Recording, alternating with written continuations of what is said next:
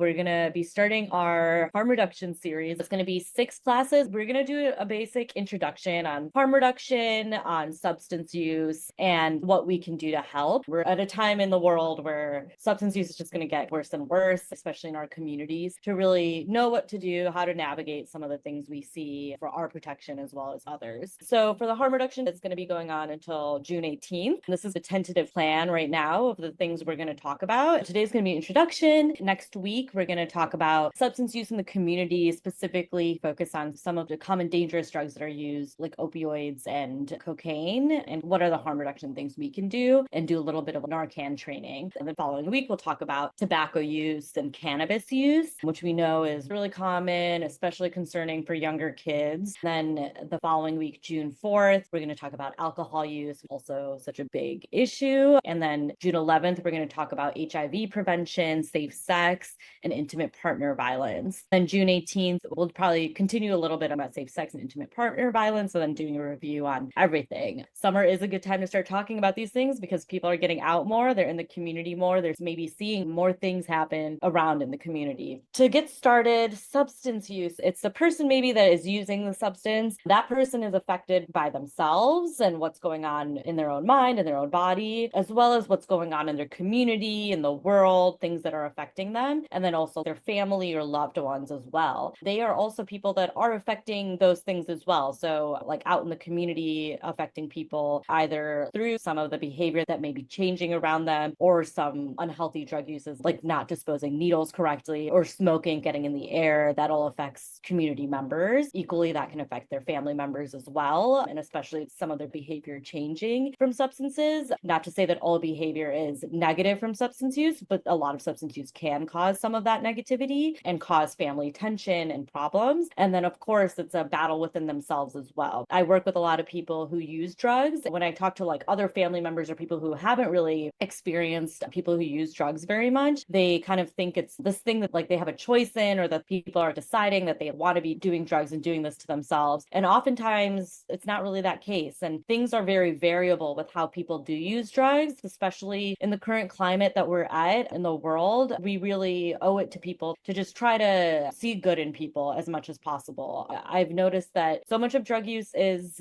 this dependent thing that people do get exposed to from having such difficult lives. I know a lot of moms and parents who have children or family members that are struggling with substance use. It can feel like, well, I got through this stuff. They should be able to get through that stuff without it. And that is kind of true, and that's a hope, but not all of us are the same. What we can try to do is give some people grace and not be like enabling behavior that is harmful to them, but really also meeting people where they're at. And meeting people where they're at is really the huge pillar of harm reduction and of thinking about how we approach people, because it might be valid to be feeling frustration at people who do use drugs. The reality of what that frustration actually looks like and whether that's actually helpful for them or for you is kind of minimal, because that gets people a little bit farther away from a progressive place to improve and to get to a better place with their drug use. First, I want to just think about what is a drug, to understand and to learn about harm reduction and see people in our community with better eyes. We do need to think about the history of a drug and the history of what a drug is. So looking at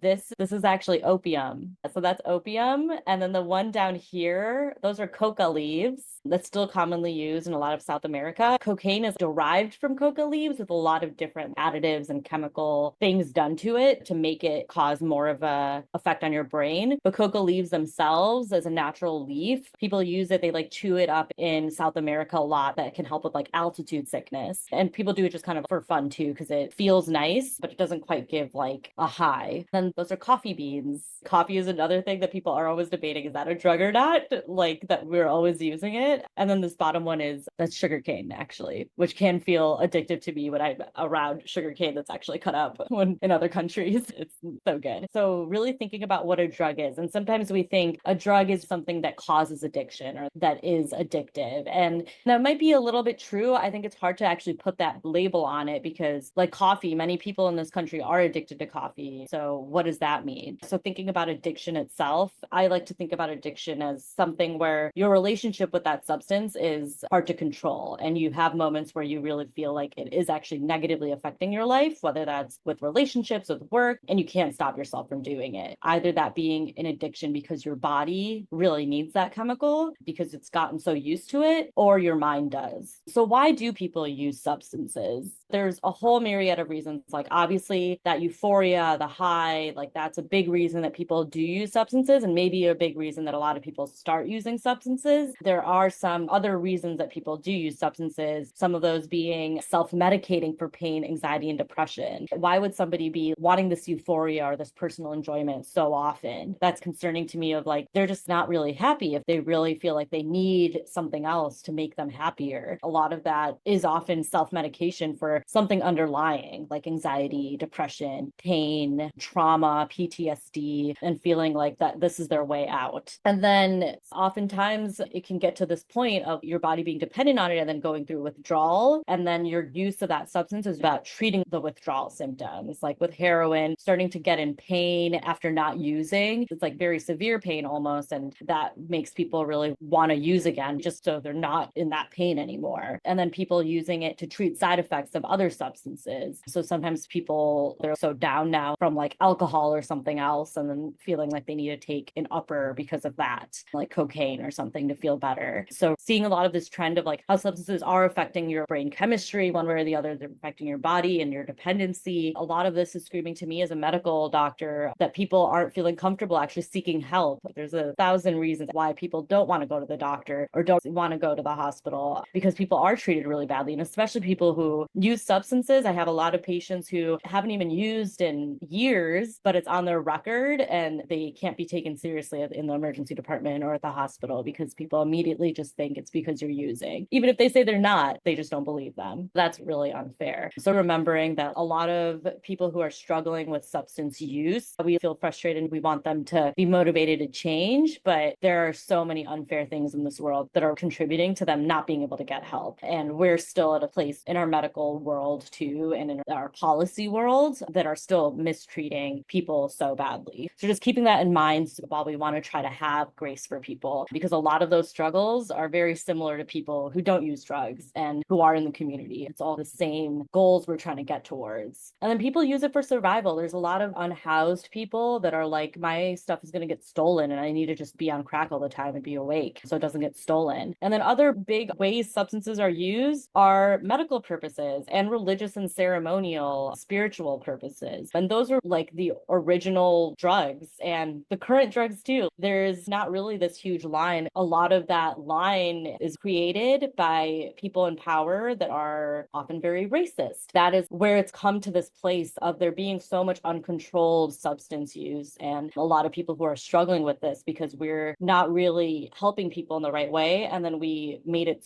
so punitive and so negative and have driven people to even worse poverty and being incarcerated from substances, the policy and the people in power doing that. So remembering that, and then remembering that drugs, like I showed here, like opium and like coca leaves, and even like there's ayahuasca used. Some of those are done responsibly, even if that's something that may not be interested in. That is something that some people do responsibly and that has a lot of indigenous roots. A lot of the medicines that we see today have come from drugs, from indigenous uses of different herbs and things that have been handpicked to be researched enough to find its way into Western medicine. That's still a thing that's ongoing. Like ashwagandha, that's one of many examples of herbal supplements that we know can be beneficial to health, but Western medicine isn't there yet. So we really want to decolonize drugs and how we think of it, and remembering that it's source, and a lot of people that have used it in the past have used it appropriately and for very reasonable and good spiritual practices for them. And it was a better relationship of being part of people's health, really thinking about that our whole stigma, things that we've been fed to of how we view people who use drugs and drugs themselves, are very much something that's been a historical thing that's been put in us. So just to show and to think about just how racist a lot of the talk and policy around drugs are. People who sell drugs, pretty much equal between black and white. We tend to think like maybe there's more people of color selling drugs. drugs. Like, no, it's very equal. And there's actually way more white people that use drugs than Black people. Proportionally, there's way more white people. However, we see that the people who are arrested and incarcerated and punished for using drugs are mostly Black people. So any drug related arrests, this is a crazy amount more of Black people that are arrested for drugs. And then people who are incarcerated and put in prisons at the state level, way more Black people. And same with federal prisons, way more Black people than white people. So we obviously know that racism exists and that it's out there, but this is something to remind ourselves of how different it is between the races. I think a lot of people think about President Nixon as being one of the huge people in perpetuating the war on drugs in 1971, officially calling it the war on drugs, and then really spending a lot of time marketing and campaigning and thinking of this as like a societal illness. And instead of really trying to address substance use at its root and trying to help people, it sought to really punish people and really sought out communities like East Harlem and the Bronx, and especially people of color in those communities, to incarcerate and to punish for the use of drugs. Just for a timeline, it didn't all start with Nixon either in the 1970s. In the United States, for starting to look at drugs in a very punitive way, in a punishing way, was in 1875 with mostly Chinese immigrants, with the opium den ordinance in San Francisco. And that was really what started, even a little bit before. There was still a lot of lead up to a lot of the anti-drug sentiments in the early 1900s, but this was the first official punitive anti-drug law that came into being in San Francisco. And that was a racism against Chinese immigrants towards opium use. And it was really cracking down on opium use and putting the stigma around people using opium. That was 1875. And then 1909 was when the Opium Exclusion Act was enacted too, that put like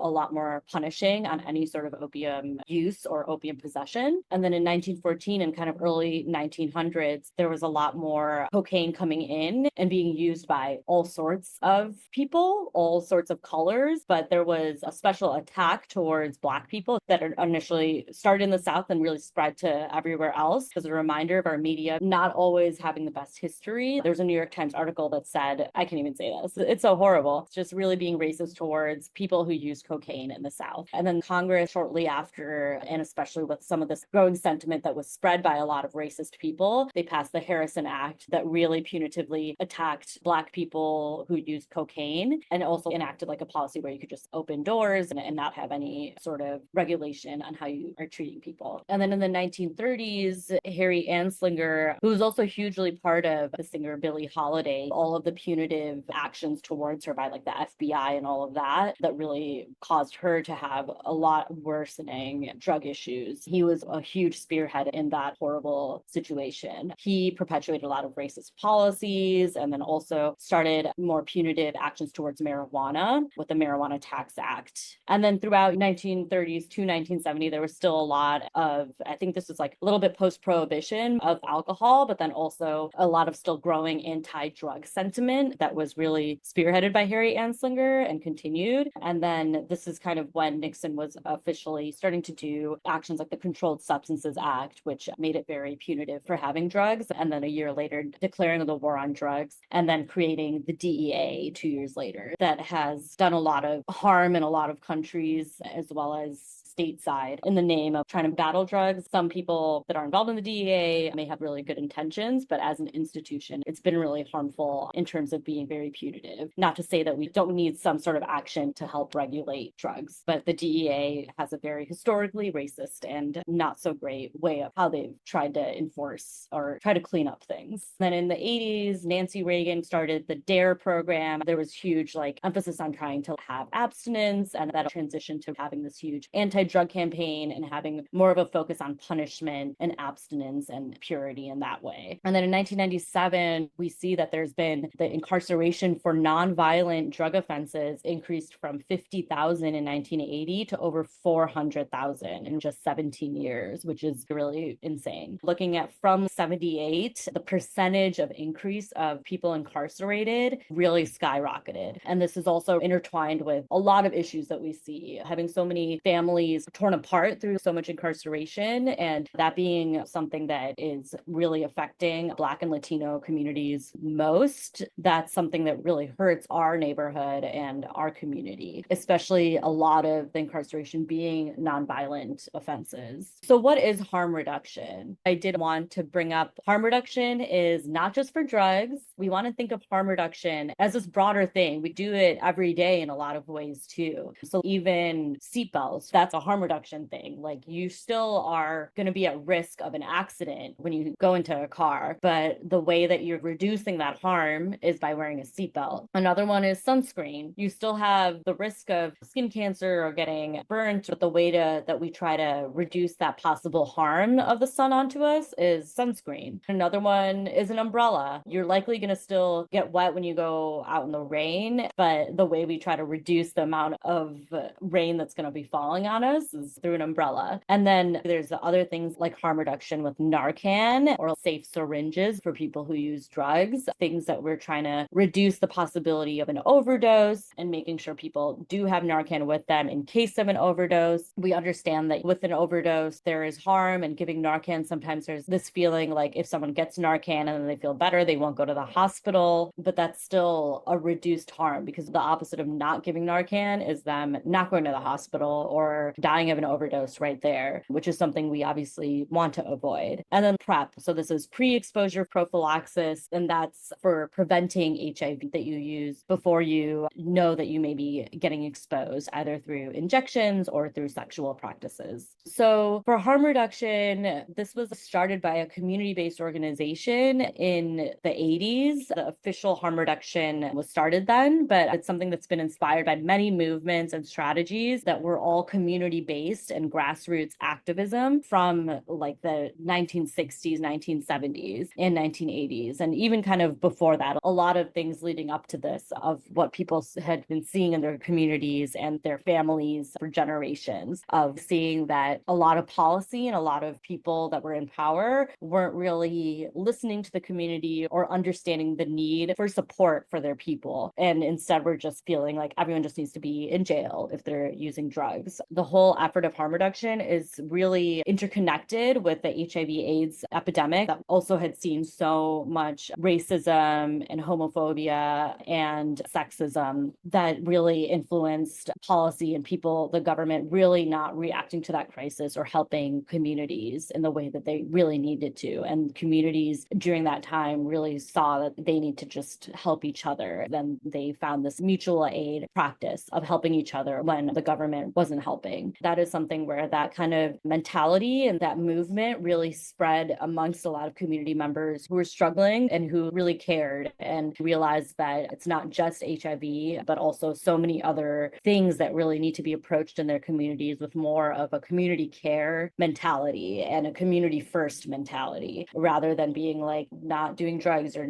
like being abstinent from everything is the best way. But the reality of actually doing that is so difficult for a lot of people. And there's a lot of reasons that people are struggling with substance use and then getting ill from not using clean syringes or stuff like that. So remembering the Young Lords and the Black Panther may have a lot of misconceptions about them. There were so many members of that, and both of those groups also really cared about trying to help communities. So the Black Panther did have so many survival programs such as free breakfast for children and health clinics. And the Young Lords, they launched an acupuncture program for heroin users in the South Bronx. They also did the Lincoln Hospital takeover in the South Bronx when medical staff there were really not helping community members in the way that they needed. And they did this takeover that was helping to get healthcare more directly to the community and resources more directly to the community. Also understanding the harm reduction's connection to women's health, the women's health movement that emerged in the 1970s, and the fight for reproductive health that is obviously still an ongoing fight. And all of these are still harm reduction, still being this overlapping connected thing that is very much related to people who live with HIV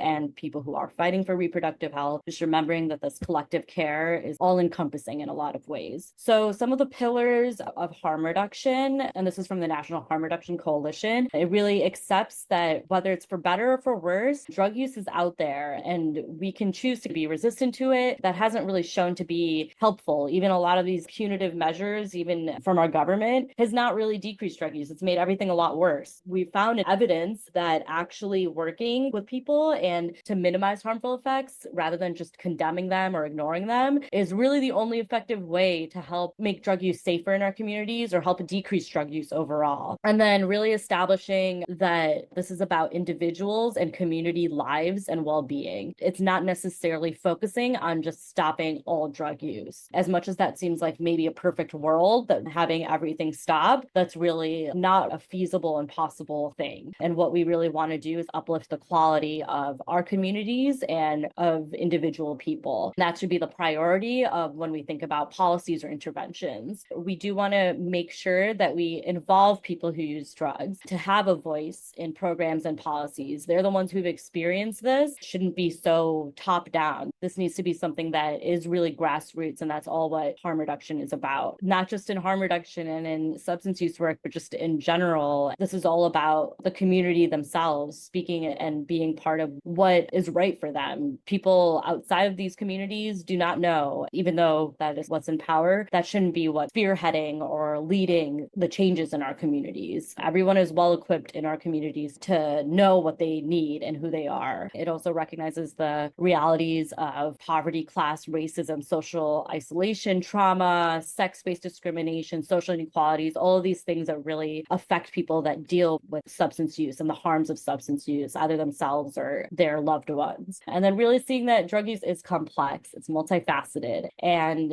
it can really be a range of people using, like really severely using it, to having total abstinence, seeing that not all drugs are the same, that there are some ways of using drugs that are safer than others, and really focusing on non-judgment, non-coercive, so really emphasizing autonomy for people, their own inner motivation and their own inner power to be part of their change and their relationships with drugs. And then emphasizing that the people who use drugs, those are the primary agents of reducing the harms of their drug use, that they're their own leaders. What we can do is try to help empower them. Harm reduction is not about minimizing or ignoring the harms of drug use. This isn't about enabling and promoting drug use and saying everyone can do whatever they want kind of thing, or everyone can do drugs and that's fine. It's not validating that, but it is understanding the reality of our power in changing people and realizing that change and that empowerment comes from those individuals themselves. While that is something that their behavior may be affecting you, that is something that we try to work with in a way that is actually productive to changing them in a positive way. And that's never to minimize the harms that have been done to family members or to other people, but it's also to acknowledge that if we do want to be pillars of change, we have to be listening to them and understanding them, and also realizing that they're not the direct person to blame. There's always other people in power. There's structural things in this world that have caused people to be this way too. So that's not to put all the responsibility out of the person who is using, but to just remember that they're humans too. Even if it doesn't seem like they're trying their best, like they may be at this very low. How can we try to help them? So these are the 6 pillars. This was an overview. It's kind of like 8 different similar staples of harm reduction, and the official 6 pillars of harm reduction overlap some of the same things. The first one is that it's guided by people who use drugs or have a lived experience with drug use. We really want to do peer support. It embraces the inherent value of people themselves. It commits to deep community engagement and community building and uplifting communities. It promotes equity, rights, and reparative social justice. So really fairness and justice.